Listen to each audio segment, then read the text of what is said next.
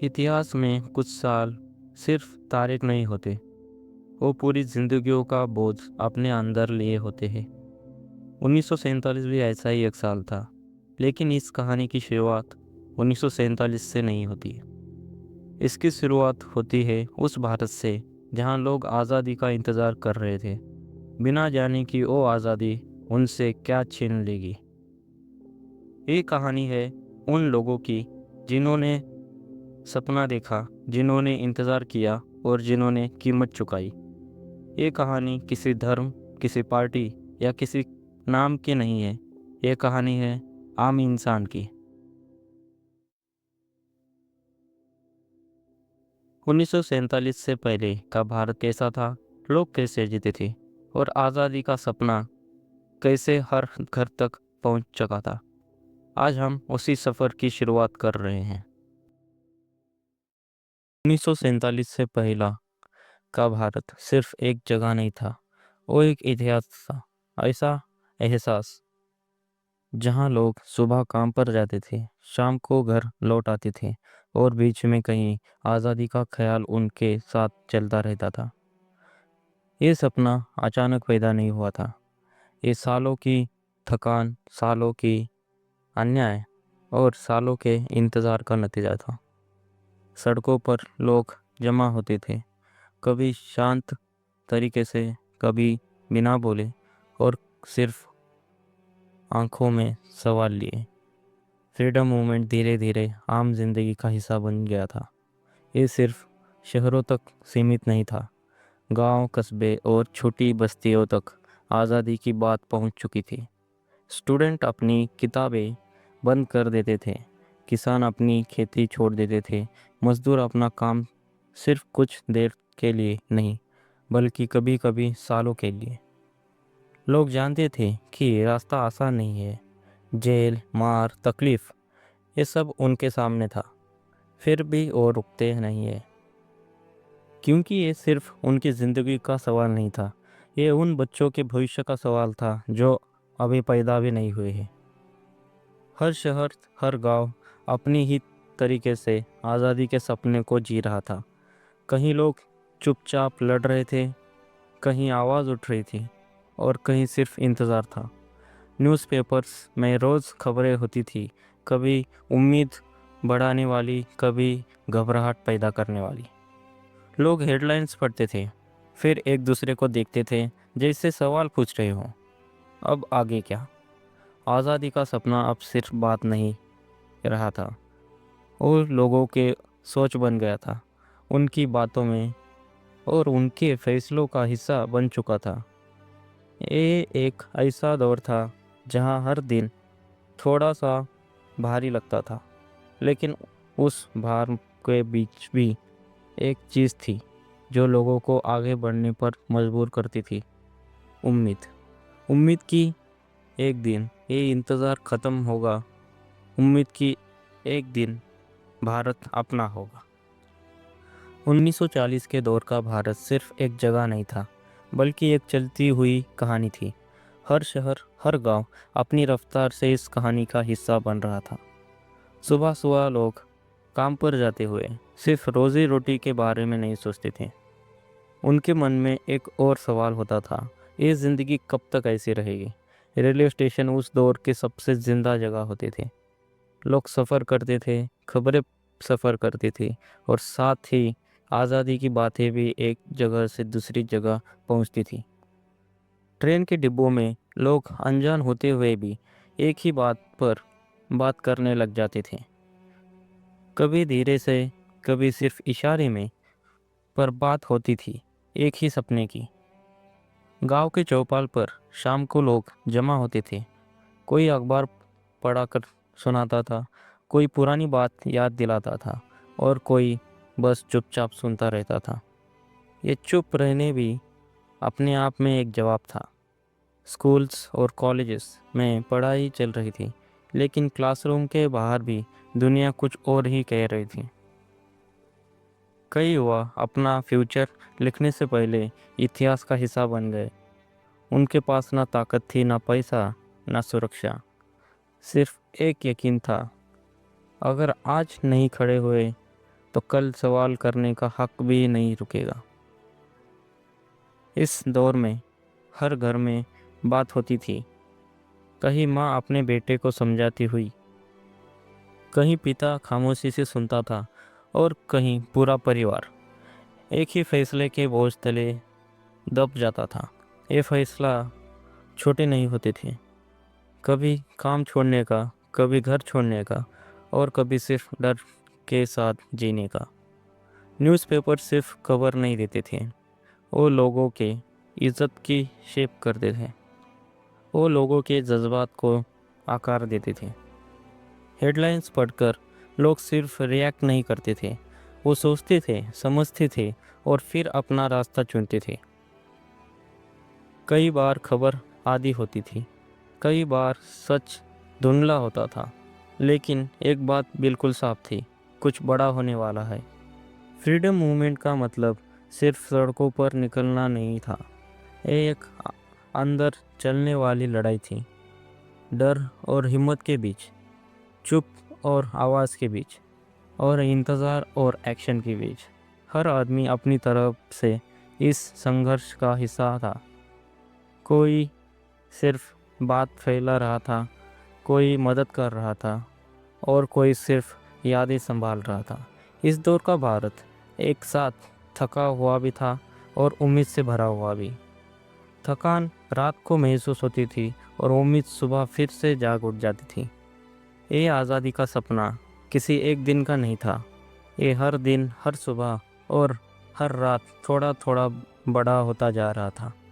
और शायद इसीलिए जब 1947 करीब आया तो लोग सिर्फ खुश नहीं थे, वो तैयार भी थे। 1940 के दौर का भारत सिर्फ एक पॉलिटिकल फेज नहीं था, वो एक इमोशनल फेज था। लोग अपनी ज़िंदगी जी रहे थे, लेकिन हर ज़िंदगी के बीच एक सवाल चुपचाप बैठा था। कब कब ये सवाल ख़त्म होगा? कब हम अपनी ज़िंदगी के फैसले खुद ले पाएंगे? शहरों में लोग फैक्ट्री जाते थे, दफ्तर जाते थे, लेकिन काम के दौरान भी बातें काम की कम और भविष्य की ज़्यादा होती थी। गांव में ज़िंदगी धीमी थी, पर सोच धीमी नहीं थी। खेतों में काम करते हुए लोग सिर्फ पैसे बारे में नहीं सोचते थे, वो सोचते थे, क्या आने वाला वक्त हमारे बच्चों के लिए अलग होगा? शाम को जब दिया जलता था तो घर के अंदर सिर्फ रोशनी नहीं आती थी, बातचीत भी जल उठती थी। कोई कहता था अब कुछ ही साल बचे हैं, कोई कहता था हमारे जीते जी ही बदलाव आ जाएगा, और कोई बस चुप रहता था। इस चुप रहने के पीछे उम्मीद भी होती थी और डर भी। उम्मीद इस बात की कि आज़ादी पास है, और डर इस बात का कि जब आज़ादी आएगी तो सब कुछ पहले जैसा रहेगा या नहीं। फ्रीडम मूवमेंट का एक पहलू अक्सर बिना बोले दिख जाता था। घर के बाहर जो हो रहा था उसका घर के अंदर महसूस होता था। कई परिवारों में फैसले होने लगे, कौन बाहर जाएगा, कौन रुकेगा, और कौन इंतज़ार करेगा। ये फैसला कागज़ पर नहीं लिखे जाते थे, ये आँखों से, खामोशी से, और कभी कभी आंसुओं से लिखे जाते थे। इस दौर में युवा सिर्फ जवान नहीं थे, वो ज़्यादा सोचने लगे थे, वो सवाल पूछने लगे थे, और सबसे बड़ी बात, वो चुप रहना छोड़ रहे थे। कई युवाओं के लिए ये फैसला आसान नहीं था, घर छोड़ना, पढ़ाई छोड़ना, और एक अनजाने रास्ते पर चल जाना। लेकिन फिर भी वो चले, क्योंकि उनके लिए ये सिर्फ अपनी ज़िंदगी का सवाल नहीं था, ये इज्जत का सवाल था, अस्तित्व का सवाल था, और पहचान का सवाल था। न्यूज़पेपर इस दौर के सबसे ताकतवर जरिए बन गए थे। सुबह का अखबार सिर्फ खबर नहीं देता था, वो पूरे दिन की सोच तय करता था। एक हेडलाइन से उम्मीद बढ़ जाती और एक हेडलाइन से पूरा शहर चुप हो जाता। लोग अखबार पढ़कर सिर्फ बात नहीं करते थे, वो अंदाज़ा लगाते थे, आगे क्या होगा, और अगर ये हुआ तो हम क्या करेंगे। इस तरह पूरा देश एक साथ सोच रहा था, एक साथ डर रहा था, और एक साथ सपना देख रहा था। आज़ादी का सपना अब सिर्फ एक विचार नहीं रहा था, वो एक जिम्मेदारी बन चुका था। जिम्मेदारी इस बात की कि जब आज़ादी आए तो हम तैयार हों। और शायद इसीलिए जब 1947 बिल्कुल करीब आ गया तो लोग सिर्फ खुश नहीं थे, वो अंदर से भारी थे, क्योंकि बड़े बदलाव हमेशा खुशी के साथ साथ बोझ भी लाते हैं। 1947 से पहले का भारत सिर्फ एक देश नहीं था और एक जिंदा सपना था। एक ऐसा सपना जो हर गांव, हर शहर, हर दिल के अंदर पल रहा था।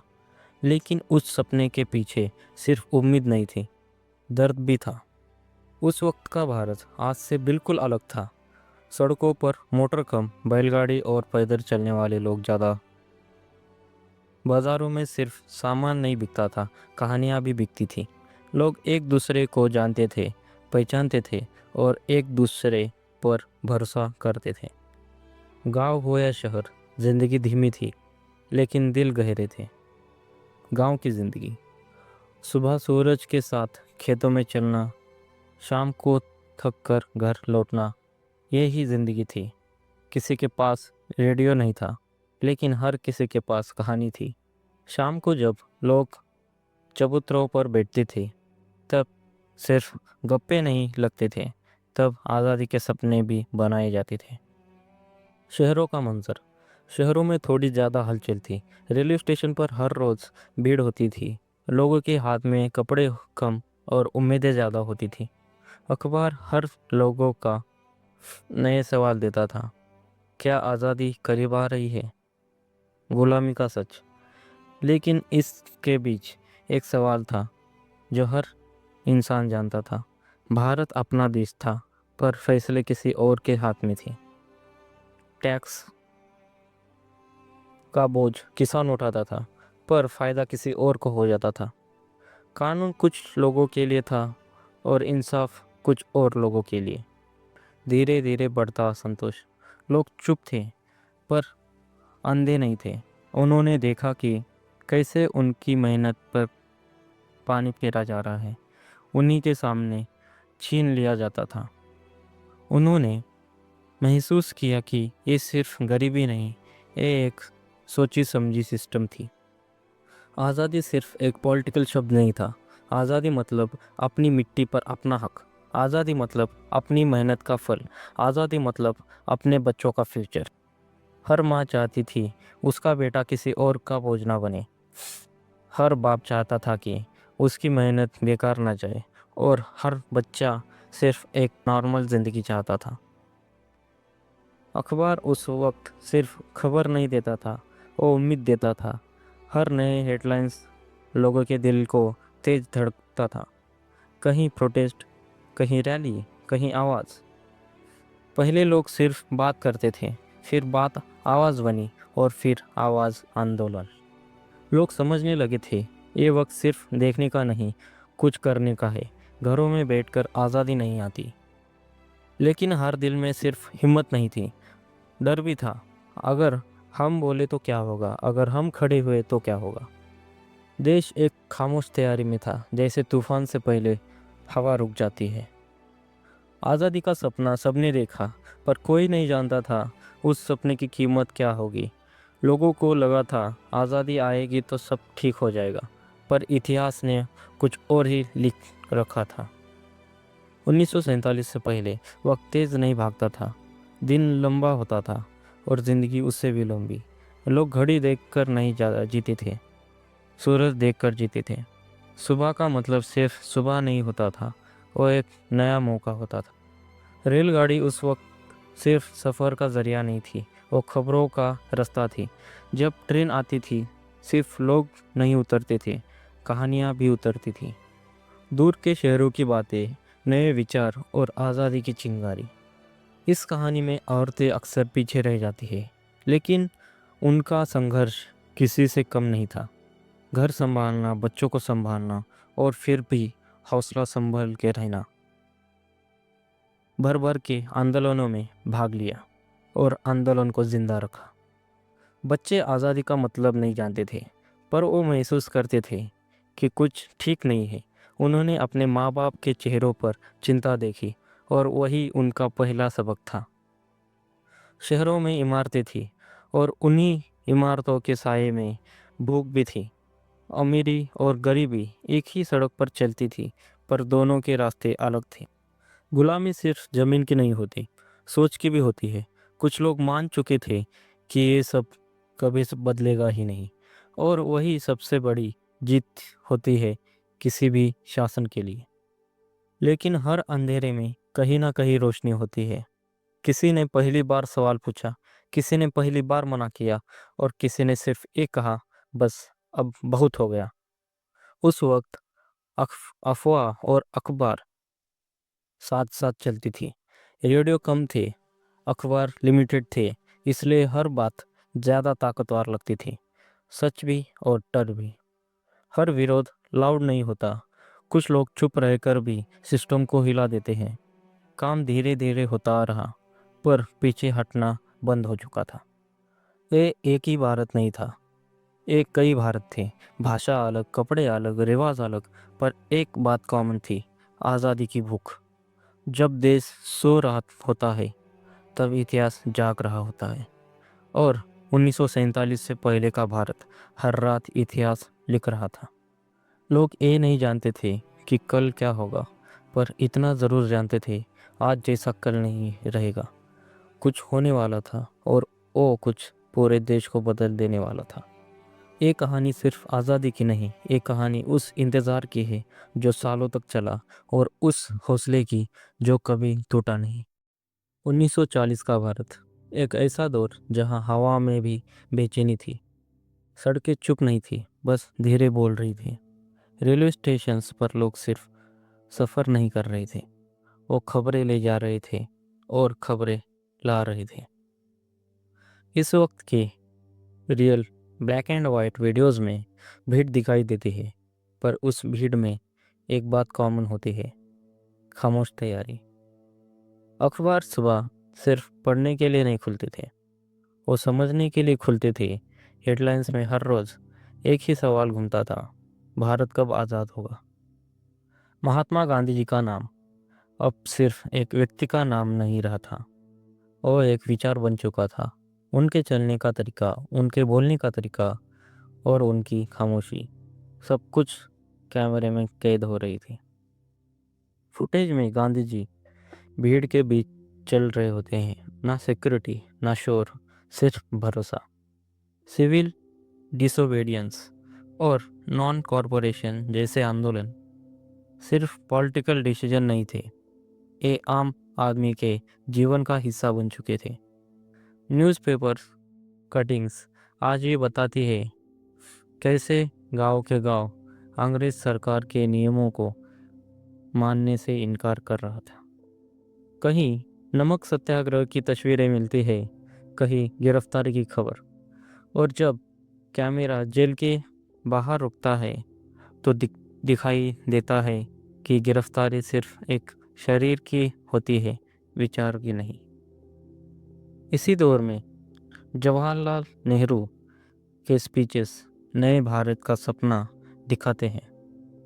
उनके भाषण का रियल ऑडियो वीडियो में सिर्फ बात साफ सुनाई देती है, ये लड़ाई सिर्फ अंग्रेज़ों के खिलाफ नहीं, ये अपने भविष्य के लिए है। में नेहरू का नाम हेडलाइंस के रूप में छपता है, और युवा उसे सिर्फ पढ़ते नहीं, अपनी ज़िंदगी से जोड़ लेते हैं। इसी भारत में सरदार वल्लभ भाई पटेल ज़मीन पर काम कर रहे होते हैं। उनकी तस्वीरें और फुटेजेस किसानों के बीच संगठन बनाते हुए, लोगों को एकजुट करते हुए दिखाई जाती है। आज़ादी का मतलब सिर्फ भावना नहीं, व्यवस्था भी होती है। और फिर आता है सुभाष चंद्र बोस का नाम। न्यूज़पेपर हेडलाइंस में जब उनका जिक्र होता है, तो शब्द तेज हो जाते हैं। उनका रास्ता अलग होता है, पर मंजिल वही। रियल फुटेज और फोटोग्राफ्स बोस को एक अलग ही रूप में दिखाते हैं, दृढ़, स्पष्ट और निर्णायक। आज़ाद हिंद फौज का जिक्र अखबार के कागज़ को भी भारी कर देता है। लोग समझ जाते हैं कि लड़ाई के तरीके अलग हो सकते हैं, पर लड़ाई एक ही है। इसी बीच सरदार भगत सिंह राजगुरु और सुखदेव जैसे नाम अखबार के कागज से निकलकर दिल में उतर जाते थे। उनकी तस्वीरें, उनके केस की कटिंग्स और उनकी शहीदी की खबरें युवाओं के लिए सिर्फ न्यूज़ नहीं होती, वो एक सवाल बन जाती, अगर वो कर सकते हैं तो हम क्यों नहीं। कॉलेज स्टूडेंट्स के जुलूस, नारे लगाते हुए युवा और पुलिस के सामने खड़े चेहरे इसी प्रेरणा का परिणाम दिखाते हैं। औरतें इस मूवमेंट का मौन हिस्सा नहीं थी। उनकी तस्वीरें, उनके नाम अखबार में कम आते हैं, पर रियल में वो हर जगह होती है, मार्च में, घर में और संघर्ष में। 1942 क्वाइट इंडिया मूवमेंट, ये सिर्फ एक अनाउंसमेंट नहीं होती, ये एक धमाका होता है। न्यूज़पेपर हेडलाइंस एकदम बदल जाती है। ब्रिटिश सरकार के लिए ये सिर्फ आंदोलन नहीं, एक खतरा होता है। पुलिस लाठीचार्ज, भीड़ का बिखरना और फिर दोबारा जुड़ना, सब कुछ दिखता है। गांधी जी की गिरफ्तारी की खबर पूरे देश में आग की तरह फैलती है, पर मूवमेंट रुकता नहीं, क्योंकि अब ये मूवमेंट लीडर्स का नहीं, लोगों का हो चुका होता है। रेलवे लाइंस, पोस्ट ऑफिसेस और सरकारी इमारतें सब इस संघर्ष का हिस्सा बन जाती हैं। 1945 और 46 युद्ध खत्म हो चुका है, पर भारत की लड़ाई अब और तेज हो जाती है। भीड़ और ज़्यादा नजर आती है, जैसे पूरा देश एक साथ सांस ले रहा हो। आज़ादी अब एक अफवाह नहीं, एक नज़दीक आता हुआ सच होती है।